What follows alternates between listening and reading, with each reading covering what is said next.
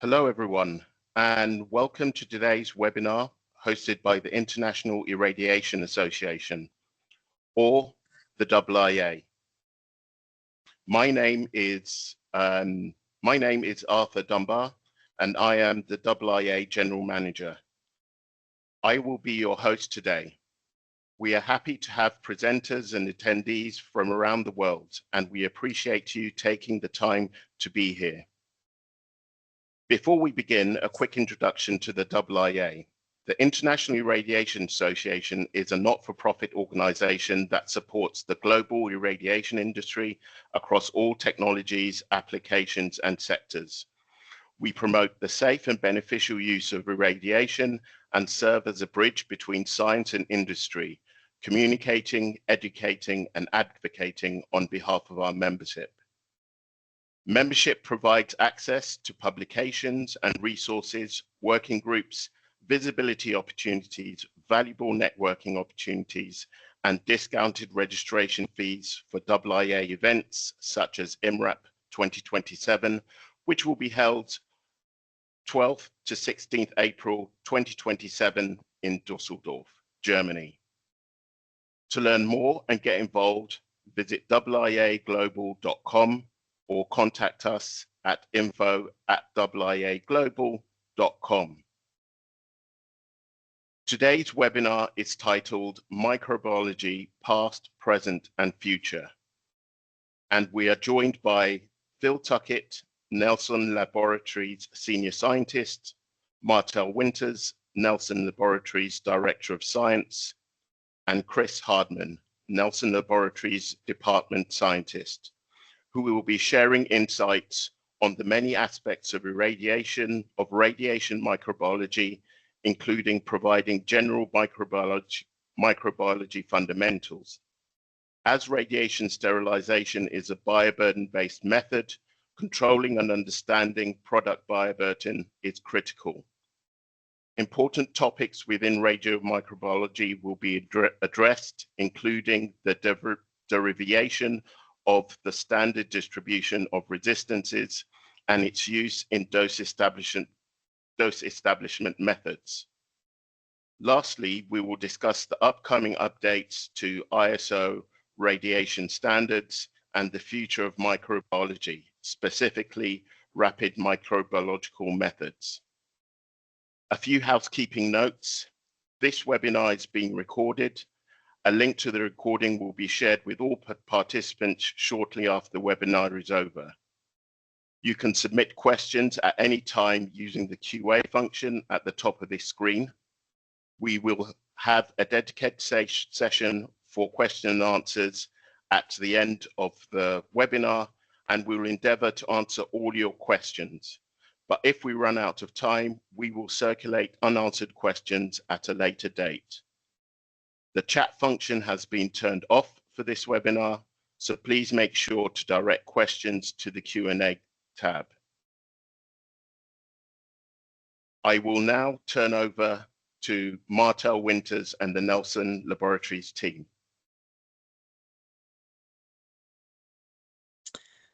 Thank you, Arthur.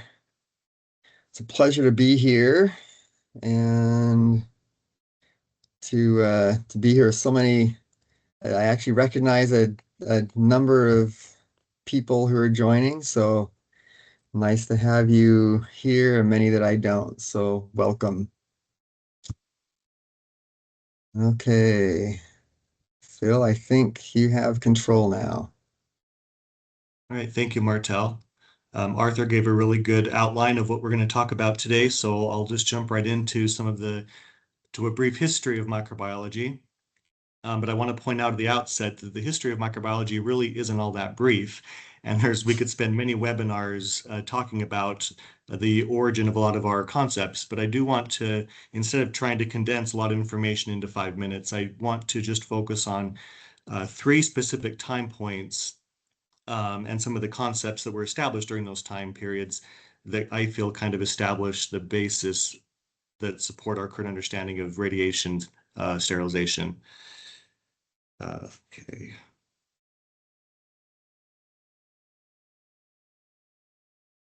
There we go. So I want to begin in the 1670s, and we'll just go through these fairly quickly. I want to get to the good stuff pretty quickly, but any discussion of microbiology history should start with Antony van Leeuwenhoek, who was the first person, to actually see a microscopic organism. He was a Dutch businessman who worked in the textile and fabric industry, but he had a really interesting talent of lens making, and he would make a whole bunch of different kinds of lenses and build rudimentary microscopes. He actually made about 500 of them over the course of his life. And as he began to explore the microbiological world, he became the first person to see these microscopic organisms. And for that reason, he's usually given the title Father of Microbiology. So it was a very important moment for us to finally get visual documentation of the presence of these microorganisms. But once we did have that, it took another couple hundred years before we really began to appreciate their role in our public health and in medicine specifically. So moving on to 1860, the prevailing mindset at the time was an idea called spontaneous generation, which is the idea that microorganisms are the result of spoilage and of decay and disease and that sort of thing. And it wasn't until Louis Pasteur, a French chemist and a very famous microbiologist, performed a series of experiments that basically demonstrated the opposite is in fact true, where the organisms are really the cause, not just the result of disease and decay. So it was a very important shift in our thinking of microorganisms. And a lot of Pasteur's contemporaries, in particular Joseph Lister, who was an English surgeon, a lot of those contemporaries of his understood the implications pretty quickly. Lister was a surgeon. I think he was based in London, but at the time, surgeons and doctors really didn't take any precautions between surgeries as far as cleaning and sanitization. In fact, I believe a lot of them kept their bloody gloves and aprons on as kind of a status symbol of their trade. But Lister, once he realized this shift in theory about germ disease or germ theory of disease, he understood that precautions probably should be taken to help reduce the spread of these disease-causing agents. So he began the practice of disinfecting surgical instruments before use, and he used carbolic acid, which is one of the first sterilization methods that I could look up. But once he implemented this practice, we saw a significant drop of infections and mortality rates after operations. So this really was the basis of a lot of our modern aseptic techniques and processes that we use. So this is another really important concept, I think, in the development of sterilization, is the idea that organisms have a very marked effect and influence on our public health, and we can and should take actions to reduce and control these. The final time frame I want to talk about is 2 decades later in the 1880s. By this time, we really had only understood organisms and researched them in the context of healthcare and medicine. We really didn't fully appreciate the scope of their locations in pretty much every environment until the 1880s, when Martinus Beijerinck, another Dutch microbiologist, in addition to describing the first virus, he was a really good virologist, but he was also one of the very first to use enrichment media and selective media. And these are really important tools for classical microbiologists that we can take our knowledge of the requirements, the nutritional requirements of a group of bacteria, and we can design medias to help us cultivate and study those. So by the 1880s, we really were understanding just how widespread and ubiquitous these organisms were. The concept of everything is everywhere really took hold in this era. And I feel like this is a very important foundation for our current understanding of bioburden, since we know that bacteria and fungi are pretty much all over the place. We really want to understand what a bioburden looks like for any given product or device that we happen to be making. And so the concept of bioburden is very important to radiation sterilization, the fact that we can use that knowledge to address and make sure that our radiation efforts are effective and efficacious. So with that, I'm going to turn this over to Martell again to go more into radiation resistance and how that plays into bioburden. Okay, thank you, Phil. All right, looks like I have control again. Okay.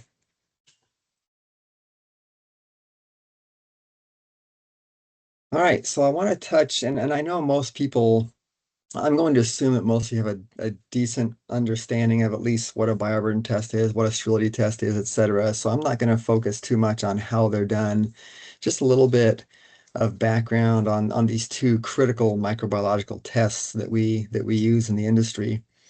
So of course, the bioburden test helps us understand the numbers and types of microorganisms.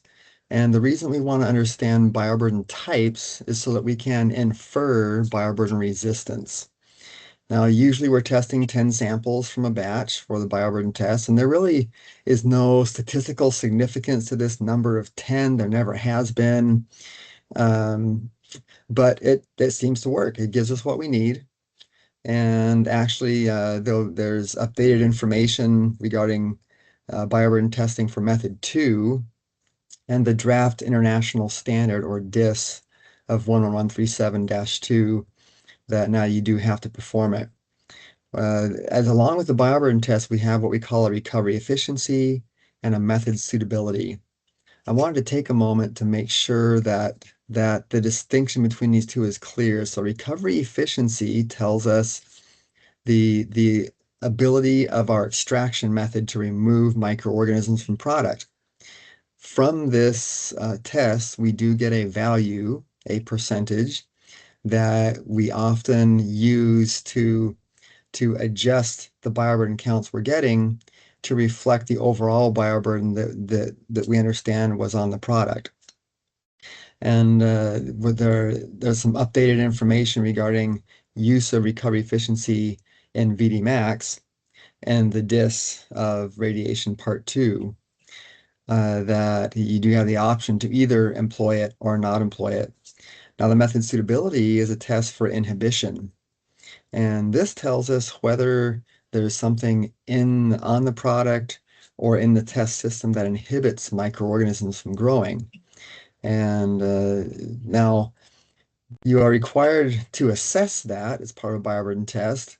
You might not have to test. A manufacturer might know enough about their system, their process, and their product that they can rationalize that they know there's nothing inhibitory on or leaching out of the products.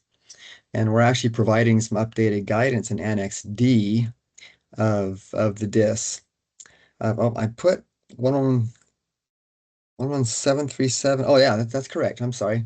The 11737-1. So I'm switching now over to the bioburden standard and Annex D of the DIS that's coming out soon. There's that we just finished commenting on. So in the FDIS, there'll be a new annex to describe how to perform method suitability for bioburden. Now, we do not take the bioburden, the results from method suitability and use them to adjust the bioburden counts. This is a go or no go. Is the method effective is the test method effective at eliminating inhibition, or is inhibition present? And if so, we need to change the test method.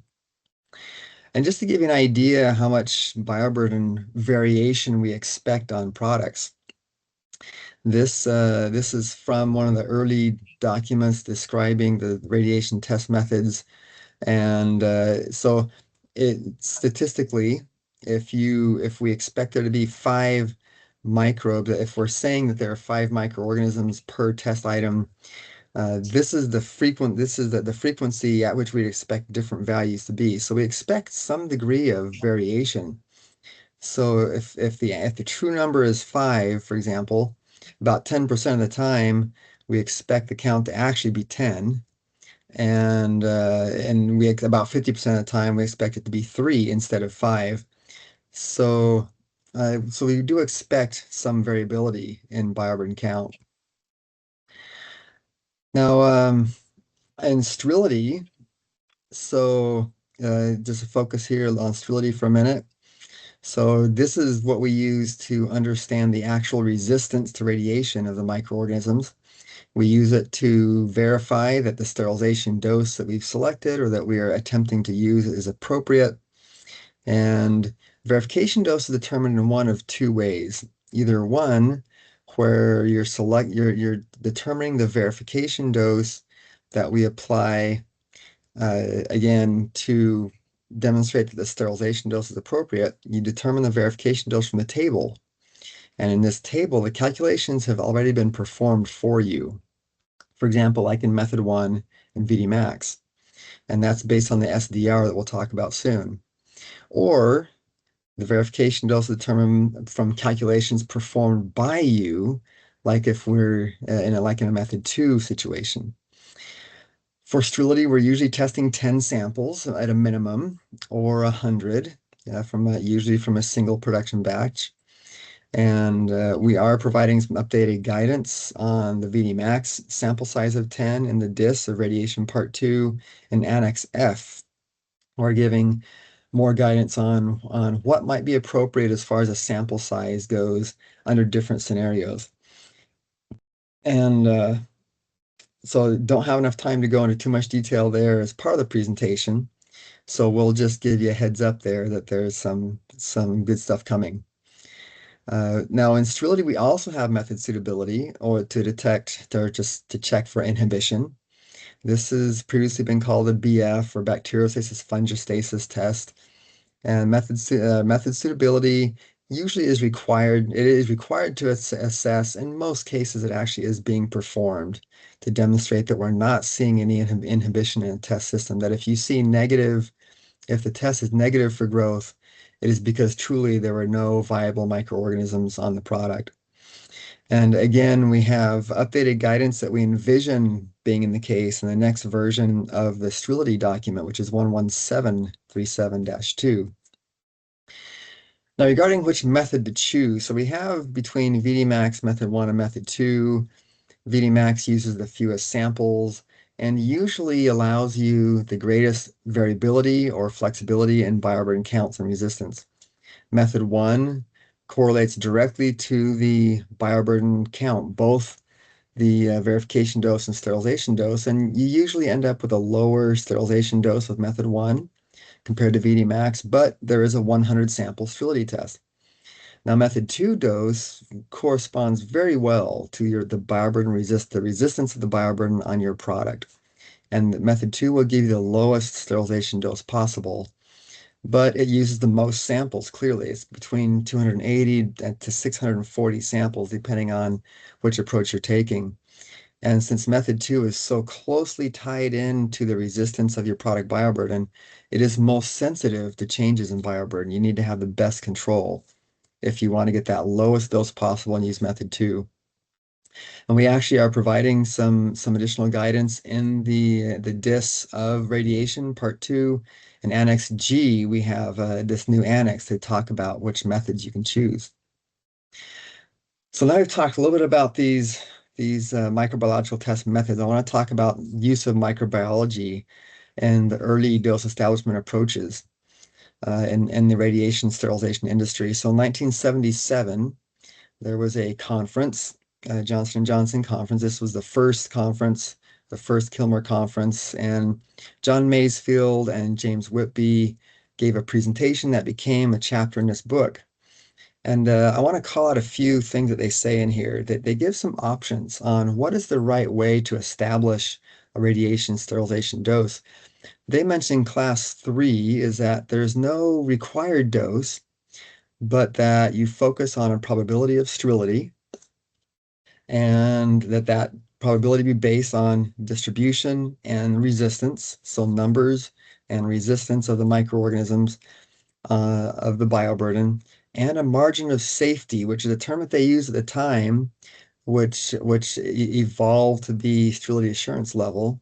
And also, they propose that it be based on the intended use of the products. So even back then, they recognized that depending on the use of the product, there might be different margins of safety permitted or different SALs. Now, they also said that radiation sterilization, since it's a bioburden-based method, that in order to use it properly, there should be extensive product bioburden knowledge. And I think it's safe to say that we've got, as an industry, we've gotten away from gaining extensive bioburden knowledge. In most cases, the bioburden test is performed. We look at the bottom number and just go with that, as opposed to really understanding the product bioburden, the variation of the bioburden, the different types of microorganisms we're seeing, and the relative quantities of the types. Excuse me. And we are updating the standards to try and address this. Now, as part of this discussion, they were deciding that it would be good to use a bioburden-based method. So one of the proposals was to determine a population, what a typical population of microorganisms might look like. So another quote here. So this is from James Whitby, who isolated 673 microorganisms from hospital packs. And he said that one thing of interest, that initially they were looking at both aerobic and anaerobic growth. They found fairly quickly that the anaerobic microorganisms were lower in resistance. And because they were lower in resistance, they felt there was no need to assess those separately and to just do the aerobic incubation. Now, it's important also to note that as they were doing this evaluation of all these microorganisms, they already had applied a screening dose of between 2 to 10 kilograms in one instance and 5 to 24 kilograms in another instance. So they were applying this screening dose to screen out the microorganisms of very low resistance, which means whenever we're looking at the standard distribution of resistances, that means that that we need to understand that a lot of microorganisms were already ruled out because they were applying this screening dose to eliminate these very easy to kill microorganisms. They also noted that the isolates were almost exclusively gram-positive rods, gram-positive cocci, and fungi, which is what we see on most medical devices now as well. Now, they also commented that it's likely to have a small percentage of microorganisms that are very radiation resistant that actually would influence what the sterilization dose should be, but could be overlooked because they happen so infrequently. And some of you are familiar with the pink or the red microorganisms that we see in the world on medical products that sometimes are problematic. The picture here is of Methylobacterium radiotolerans, which is one of these, not a spore former. It's a vegetative microorganism, but it is highly resistant to radiations. And they recognized that that was likely the case. Now, in 1980, they did some additional work. They recognized that what they were choosing here was actually somewhat arbitrary, but that because they were making a decision for what would be a reasonable resistance for the whole world to use, but they felt that it represented a pretty good severe challenge to radiation and that it was appropriate, and it's proven to be the case. There were 6 different populations assessed back then. The Whitby population was called Population C, and that was chosen to be called the standard distribution of resistances. And it just worked out that 1,000 CFU in population C corresponded to 24.9 kilograms. Most people were using 25 anyway, and so it worked out well. They also recognized the importance of defining sterility assurance level as a probability, which is what we do now. And this is where they coined the phrase, as far as I can tell, this is where they coined the phrase sterility assurance level in the second J&J Kilmer conference. And so the way that we take this approach of testing at a lower dose or a verification dose and then extrapolating to a sterilization dose allows us to calculate this probability of non-sterility, calculate the SAL, without actually testing at the sterilization dose. And just a reminder, there are no scientific data you get ever by testing product for sterility at the sterilization dose. So there are much better ways to gather data. Just just please do not test product after a full sterilization process. There are no actual scientific data you get. Now, population C looks like this. So the way we read this is, for example, the D values of 1 kilogray, so very low resistant microorganisms. We expect 65.5% of those microorganisms on your products, to carry this low D value of 1 kilogray. And you see, as the D value increases, meaning as they are more difficult to kill, generally we expect those to be present at a lesser frequency. So most of the microorganisms should be easy to kill. And then as they get more resistant, that percentage, we expect to see fewer of those on products. So just to kind of give some evolution here of the different test methods. So the first version of method 1 was proposed in this 1980 J&J conference. This is the first way of using the standard distribution of resistances, the SDR, to set doses. At this time, they also came up with method 2, 2A and 2B, where you determine your own resistance instead of comparing yourself to the SDR. And then the third version was a simplified approach for verifying 25 kilogray. In the industry, we called it the Kilmer method. It never actually ended up being an AMI-ISO method because these other methods that were more accurate, we preferred those. But there's some interesting evolution here. So the idea here, you irradiate 10 units at 10.1 kilogray. If you get 0 positives, you pass out of those 10. If you get 1 positive out of those 10, you perform a second test. And then if you get 0 positive the second time, you pass. If you get 2 positives, you fail. And this should sound familiar. So what happens is that this concept, this Kilmer method concept, it evolved to become method 3A and 3B, which then evolved to be ISO 13409, which then evolved to become VD Max. So even back in the 1980 Kilmer conference, all the methods that we currently use were accounted for. It's just the brilliance of these men and women as they were establishing this initial discussion here was having these initial discussions was just wonderful. So I will stop here and we'll have Chris take over. Give him control here. All right, Chris, you should have control. Thank you, Martell. All right, so we've kind of talked about the history of microbiology and some of the origins of the radiation microbiology that is used today in current practice. So currently we have 2 primary international radiation sterilization standards that we follow. So they're both captured underneath the ISO 11137 ISO standard. So -1, which was recently revised in 2025,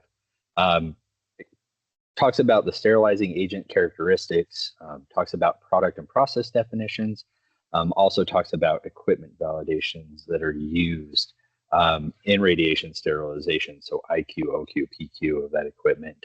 And then it also talks a little bit about the microbiology in maintaining process effectiveness. So we'll talk about those changes, and then we also have the 11137 Part 2 standard, which is currently in revision. Martell talked a little bit about some of the changes that are being proposed already, and we'll go into a little bit more detail to cover those. And in that Part 2, they cover the definition of product families, the different validation methods for substantiating a minimum sterilization dose that Martell had mentioned, method 1, method 2, and VD max, and also cover dose audit testing. So once we've established that minimum sterilization dose, the continued monitoring of the efficacy of those validation parameters and sterilization parameters.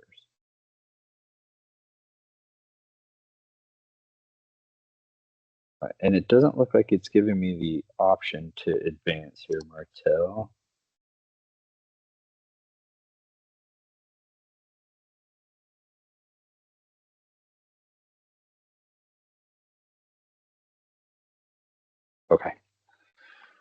Okay, so first and foremost, the updates to the ISO 1137-1. So as Martell had mentioned earlier, at the beginning of establishing these sterilization methods, there was a lot of emphasis on product bioburden knowledge. And over the years, because we've done such a great job at defining these sterilization processes, some of that's kind of been lost. And so what we see, or kind of the trend that was occurring in the industry, is performing the bioburden testing, generating a bioburden number, and plugging that into our ISO standards and proceeding with the sterilization process without really understanding what those numbers are comprised of, or how those numbers may not be telling us the whole story. And so one of the ways we can get back to the root of really understanding not just the number of microorganisms that are present on products, but also the radiation resistance of those microorganisms, kind of relating to that standard distribution of resistance, and how a product's bioburden compares to that model. We've shifted the focus back to really understanding that the native populations through characterization of the bioburden. This becomes especially important when we're dealing with the lower radiation sterilization doses. So for instance, with VD Max, we have 15 kilogray and 17.5 kilogray, where that resistance can play a lot more of a factor in whether or not that testing is going to pass, or you'll meet acceptance criteria in either a validation or a dose audit. This standard was also updated to help guide individuals following it to really understand the bioburden counts, the characterization of those results, but also track and trend and review and be intimately familiar with what those results mean and that information means. Understanding that bioburden can help us determine whether or not native populations are comparable to population C, or if a product just by nature, whether it be the raw materials, the manufacturing processes that go into making those products, are representative of population C. So spore formers, not necessarily the most resistant organisms when it comes to radiation sterilization, but when those becoming the primary composition of your native bioburden, you can start running into issues, or product can run into issues of whether or not radiation or that standard population is representative of a product's natural bioburden. So along with the microbiology, both from the bioburden perspective, but also from a test of sterility perspective, is understanding how many positive tests of sterility in a dose audit or a validation, what that information is telling you. So if you're constantly passing dose audits with 0 positives, you're probably at or less than the population resistance of population C. But if you're consistently seeing 1 to 2 positives, chances are your bioburden population may not be representative of population C, or maybe slightly more resistant. So that characterization and really understanding the microbiology behind your product can help understand whether or not the parameters defined in a validation are working, or are going to work, or continue to work for your specific product. So as Martell had mentioned, the radiation standards are great for guidance, but it's not necessarily a cookbook. It's not look at recipe A, look at component A, look at component B, and move forward the process. We really have to understand how those different ingredients really are kind of playing into the total recipe. Move to the next slide, Martell.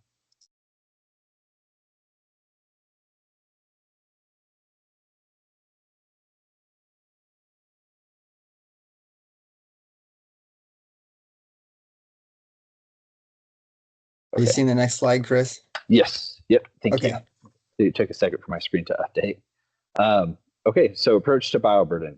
So previously, kind of talked about this so far, but the primary focus was on bioburden numbers, and not so much of really understanding the microorganisms that are present on products and how the resistance of those specific microorganisms may either hinder or allow for radiation sterilization processes to be successful.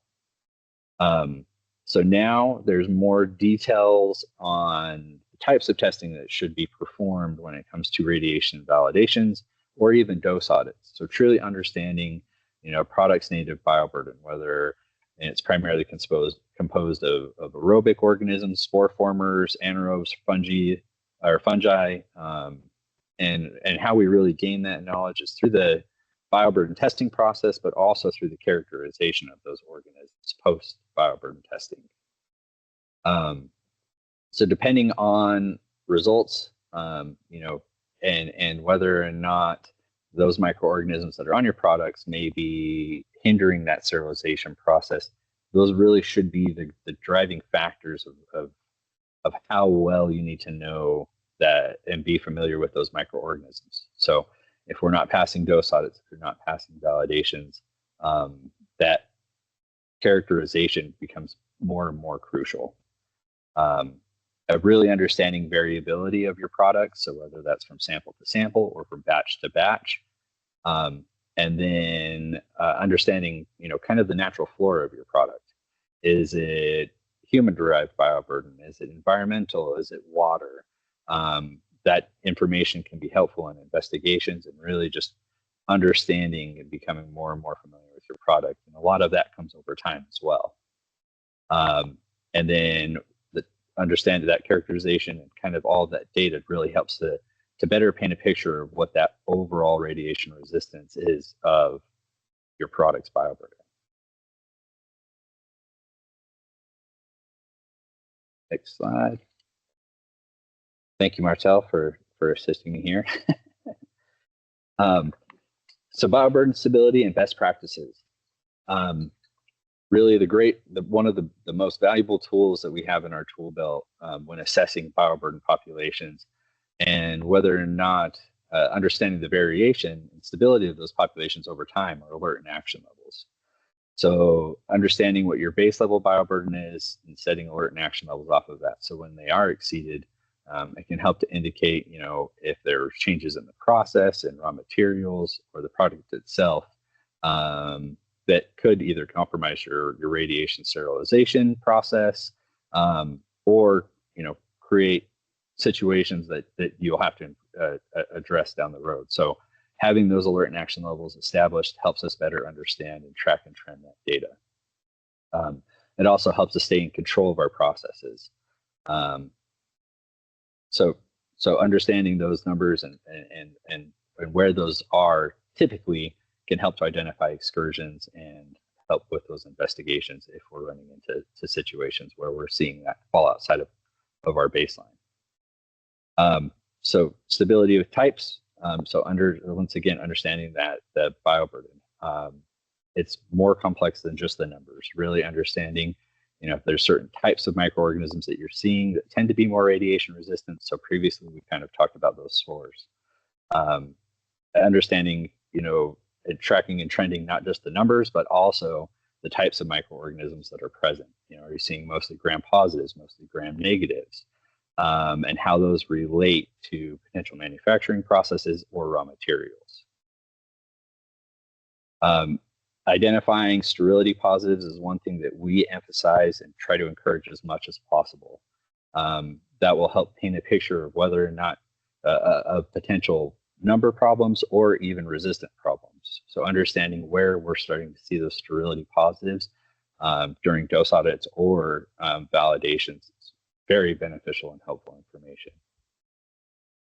And then, especially for new products, we highly encourage, or the standards are pushing to highly encourage performing either multiple tests of sterility or assessing larger batch sizes to get a better understanding of that kind of baseline testing of how effective those sterilization processes are.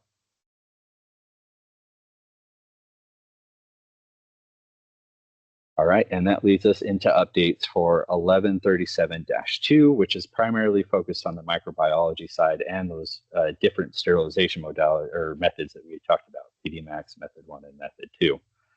So Martell had talked about this earlier. Previously, VD-Max required a recovery efficiency. VD-Max is a little bit different in that compared to Method 1, where Method 1, we have a specific bioburden number that correlates to a minimum sterilization dose and a verification dose that's used in dose audit and validation testing. As it's a linear relationship, so as that bioburden number increases, that minimum sterilization dose increases as well.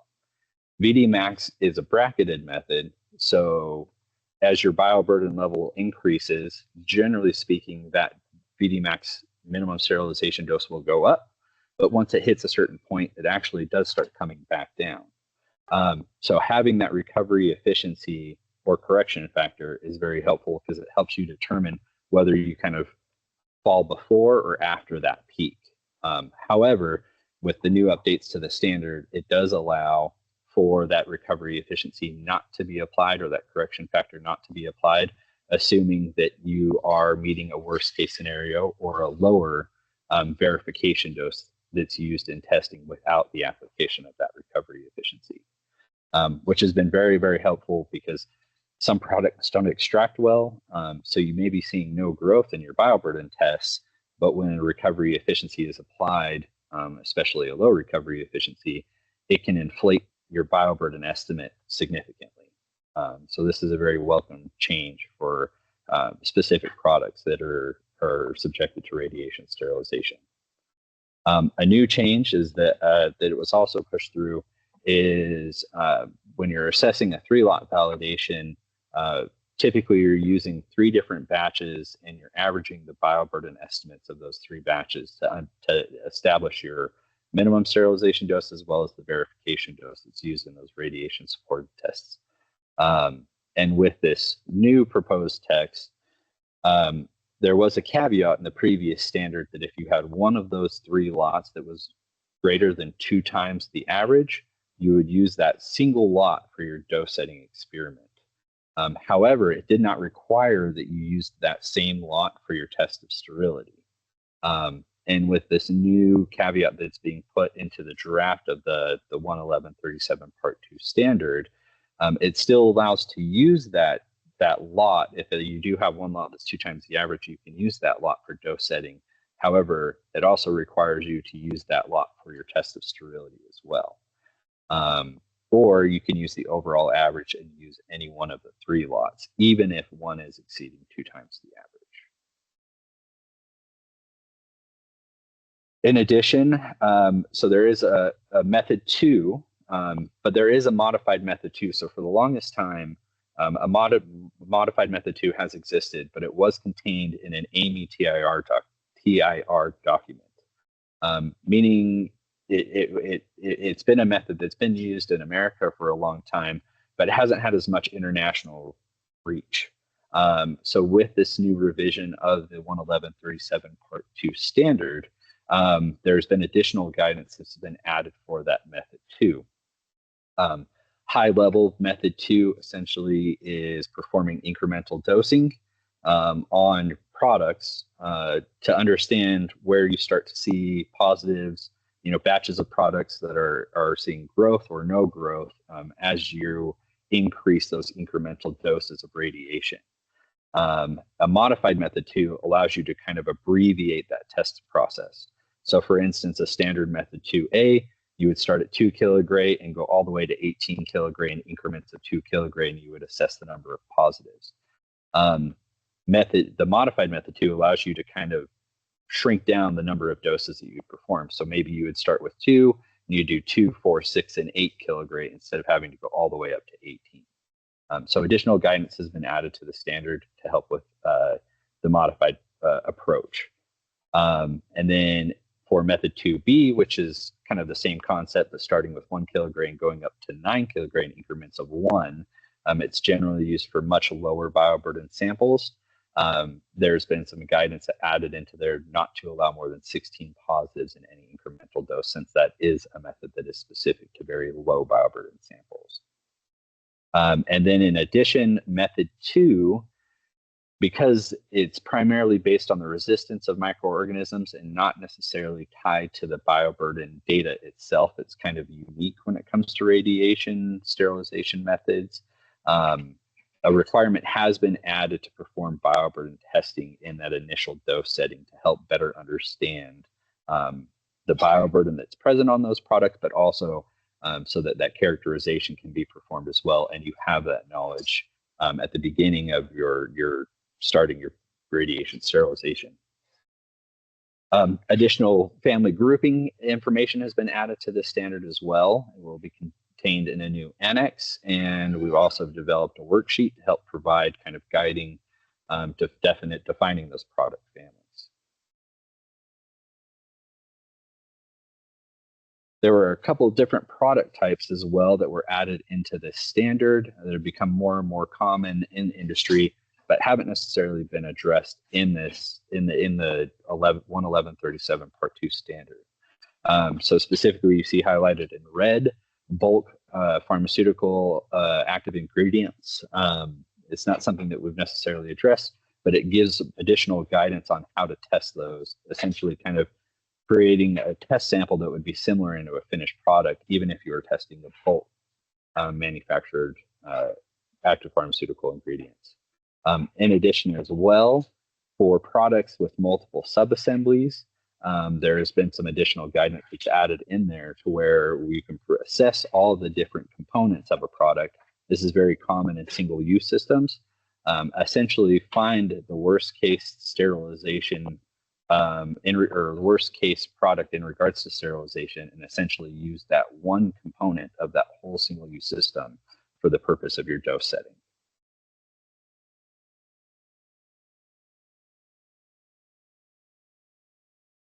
And then augmented sterilization doses. So for method 1 and 2, if you have established your sterilization process and you're monitoring down the road with dose audits and you come into a failure, there is guidance that allows for this minimum sterilization dose to be augmented while either you investigate that dose audit failure or you perform a new validation for that product if the bioburden population has changed significantly over time. So additional guidance has been called out in the Part 2 standard to specifically address how those augmented sterilization doses should be used. As well, the VD-max table, so each, as you can kind of see here, VD-max minimum sterilization doses start at 15 kilogray and increase in increments of 2.5 kilogray. So up until recently, up until this draft that we have in process, the VD-max 15 and 25 kilogray were the only two sterilization doses that were called out in the 11137 Part 2 standard. And all of the other doses, such as 17.5, 20, and 22.5, were actually listed in an ISO 13004 document. All of these tables are being combined together and added into the 11137 Part 2 standard. So that way all that information is centralized.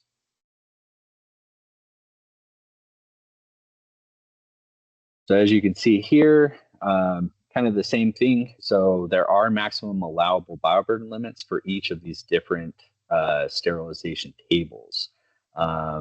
A lot of this information in these tables were kind of truncated and combined. So there will be some different bioburden values that you see with corresponding verification doses, as well as SIP reduction factors that previously were called out in the 11137 Part 2 standard that have now kind of been truncated, and a lot of redundant information has been removed to help abbreviate those tables. All right, and I think this is my last slide, but in addition to the 11137 Part 2 standard, some additional tools were provided to help better understand the bioburden that we're seeing and how to interpret that data. So for the longest time, limits of detection were something that we considered in bioburden testing. So you can see with the chart up above on table D1, where 0 CFU are observed, we still have limits of detection of less than 2 in the aerobic results, as well as less than 2 in the fungal results. So the way we would historically interpret that data is less than 4 CFU. However, when we're performing radiation sterilization dose calculations or verification dose calculations, we use that less than 4 numerically as 4 CFU. So with the addition of some of the new data interpreting results, such as using zeros for those limits of detection, using Poisson distribution or half limit of detection substitution, or even NPN by plate count, we can help reduce that limit of detection, which helps to better cater that minimum sterilization dose or verification dose to a more accurate bioburden value versus just the limits of detection we're having to account for in that bioburden test.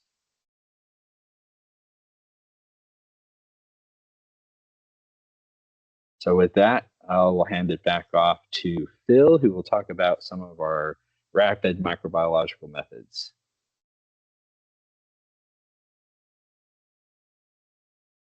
All right, thank you, Chris. I want to make sure we've got enough time for any questions that may come up, so I'm just going to breeze through this in a couple of minutes. But when we talk about the future of microbiology, we really focus on these rapid microbiological methods that are popping up. There are quite a few of them, actually, and the whole idea behind them is that they're going to cut back the time to gather results for these tests that historically have taken, several days up to a few weeks, by introducing alternate ways to detect growth or to quantify or identify organisms. So there's three different categories of these rapid methods. One is growth-based, in which we still require growth of an organism, but our ways to detect that growth has improved. So we have better abilities to detect the growth than we would otherwise with just our traditional methods. There are other methods that are viability-based, where we can bypass the need for growth completely and just look for specific markers, life markers, or specific molecules within the cells to determine their presence. And finally, molecular-based methods, which focus on a specific molecule. DNA is the big example of that one. But that is used mostly for identification purposes, and this allows us to really quickly detect the presence of a specific molecule. And to give an example of each of these three categories, I just want to show on my final slide, if I can get to it here. There we go. All right, thank you. So these are just three examples of the types of technologies that are currently out there. Really briefly, the top one, the Celsis rapid sterility test, is it's becoming more common. It's a test that we've actually implemented here at Nelson Labs, and it replaces our traditional test of sterility by cutting the 14-day incubation time down to about 6 days. And rather than looking at a visual determination of growth, we're able to detect the presence of ATP, which is an energy-rich molecule that growing cells will produce, and we can detect those signals a lot sooner than we can visually detect the growth. So we're focusing on something other than our traditional visual assessment of the presence of growth. MALDI-TOF, this is the one down there on the right, is a rapid identification method that will focus on a specific protein profile. This can produce ID results in minutes rather than the hours or days needed for more genotypic methods. And then finally, a viability-based method, the Thornton 7000, is used predominantly for water systems, where you can flow a purified water line through the machine, and you can get real-time detection of microorganisms in the water, and you completely bypass the need for any culturing or waiting for incubation to complete. So this is just a very brief sampling of the methods that are currently available. There are more coming online. I think it's really exciting to see where the future of these rapid methods will go. With that, I think we'll turn it back over to everybody and ask any questions.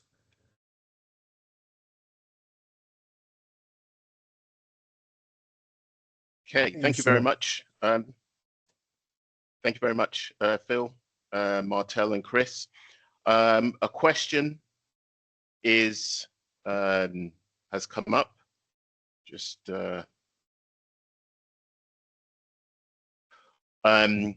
what level of microbial characterization would you recommend for spore former screening?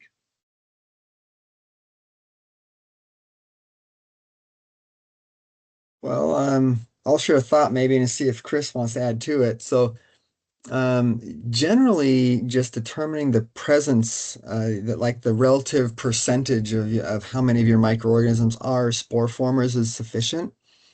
But in the earlier stages of like a new product, for example, or a new location of manufacturing a product, knowing the percentage that are spores is helpful, but that's a good time in the life cycle of a product to actually get some identifications of those that are more predominant, and which is a big focus anyway, is determining the actual identification of the microorganisms that are more predominant in the earlier stages. So you're setting this foundation for your product bioburden.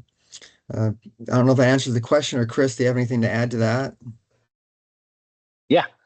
Yeah, so I very much agree with everything Martell said. So I think step one is really understanding how much, as he said, how much of the population are spore formers. And then through continued monitoring of the process, if you're continuing to see positives as well, I think even species level of identification can be very beneficial. There are certain spore formers that generally are more radiation resistant than some of the others. So like Bacillus megaterium is a great example. So I think number step A is total percentage of the population, and then if you're seeing issues with positives, that speciation can help with kind of troubleshooting sterility failures or anything along. Okay. For RMM for sterility testing, is it widely accepted from a regulatory perspective, e.g. product submission? Is there a review of how the RMMs are being accepted by geographies and notified bodies?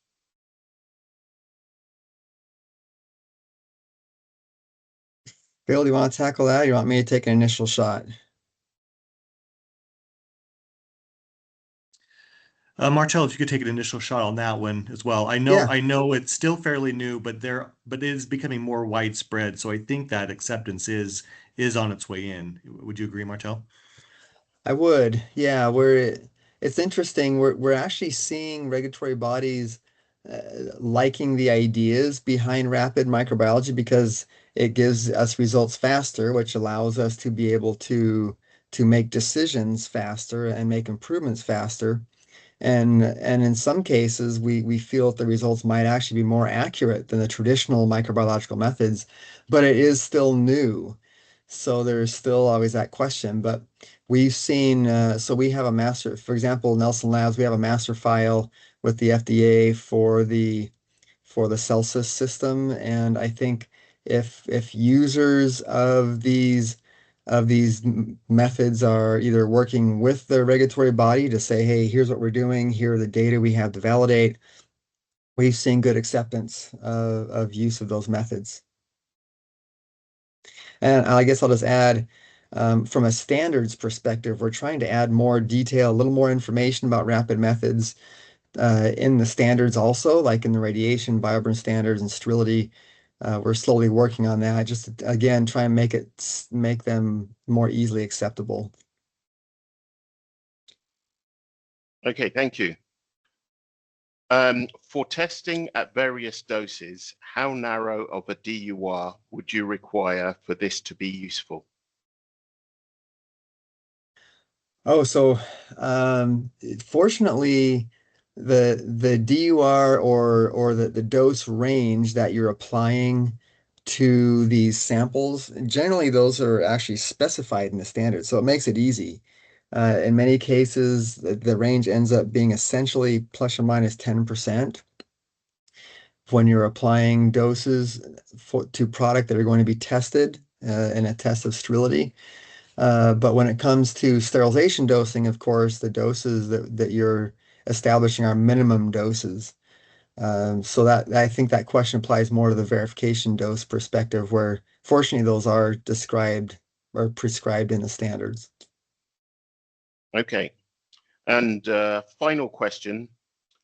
For single-use systems, what would be the most crucial process output that can be looked at to determine applicable use of ISO standards?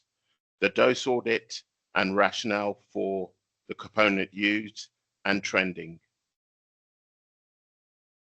Okay, I think I understood that question. The single-use systems are increasingly becoming increasingly used in the industry, and therefore looking at them, we want to look at them more carefully. And when establishing radiation doses, the historical approach has been to gather the bioburden over the entire single-use system, and then to use that overall bioburden to set the dose. However, it's important to notice for decades we've had the kit concept, the kit approach in the standard, which allowed us to determine which portion of the kit required the highest sterilization dose, and then to use that portion of the kit as the monitor for that kit. And really, single-use systems are the same way. You have a compilation of a few or sometimes a large number of subassemblies, and the concept is the same. If you can determine which subassembly requires the highest sterilization dose, which would be through bioburden testing, and then through characterization of the bioburden to understand which subassembly has the most resistant microorganisms at the highest quantity and therefore requires the highest dose, then we can use that one subassembly to represent the entire single-use system in establishing and maintaining a sterilization dose. Yeah, Okay. and just one thing to add to that too, overall the upfront testing would be very similar if you were doing the component approach or if you were testing the full product. However, it's the continued testing after the fact where you can narrow that down to a single component that becomes a little less burdensome. But you still have to have that upfront data, really understanding all of the bioburden of all of those components to take that approach. Yeah. Thank you, Chris. Okay, that's all we have time for today. Nelson Labs are a member of the IIA. For membership details, you can go to iiaglobal.com or email info@iiaglobal.com. I'd like to take this opportunity to thank Phil, Martell, and Chris from Nelson Labs for their insights into microbiology. Thank you all. Any questions that were not answered will be answered and forwarded to the team for further review. I will now put the contact information for Nelson Labs. Thank you very much for joining this webinar.